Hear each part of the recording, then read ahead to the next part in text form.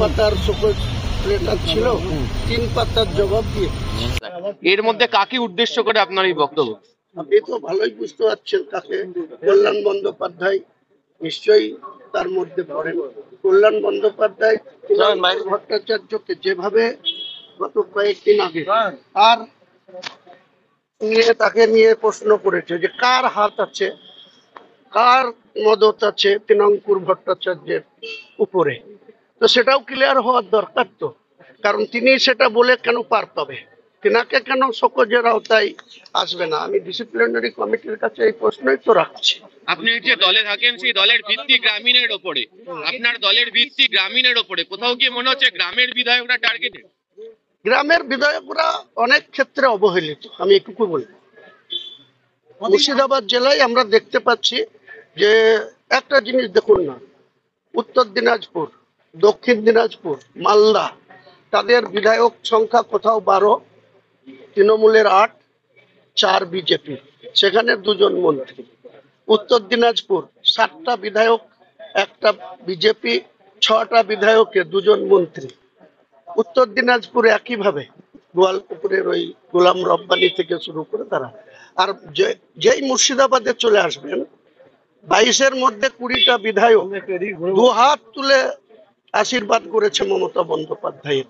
কার চক্রান্তে, কিসের জন্য মুর্শিদাবাদের মানুষকে এইভাবে বঞ্চিত করা হচ্ছে? এরপরে মুর্শিদাবাদের মানুষকে সংগঠিত করব এবং মুর্শিদাবাদের অধিকার প্রতিষ্ঠিত করারই আগামী দিনে আমি শপথ নেব।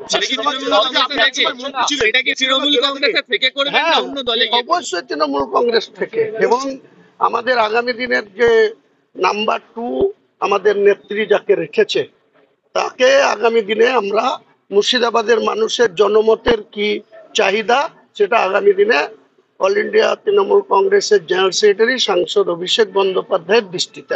একটা সময় আপনি মুর্শিদাবাদ জেলা থেকে মন্ত্রী ছিলেন, এখন আর মুর্শিদাবাদ জেলার মন্ত্রী আপনি নন, অন্য কেউ নেই। যে আছে সে হাফও নয় কোয়ার্টার, যিনি আছেন তিনি হাফও নয় কোয়ার্টার মন্ত্রী আছে। সেটা কি আপনার ক্ষোভের জায়গা?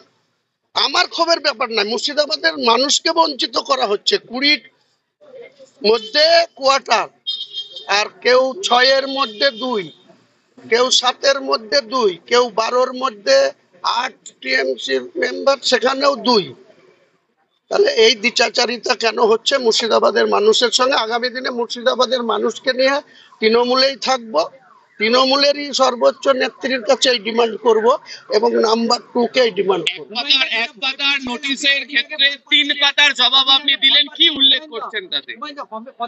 কি ঘটেছে, কি ঘটেছে, কেন আমাকে মুখ খুলতে হয়েছে, এর আগে সর্বোচ্চ নেতৃত্বের দৃষ্টিতে এনেও তার কোনো সঠিক মূল্যায়ন হয়নি।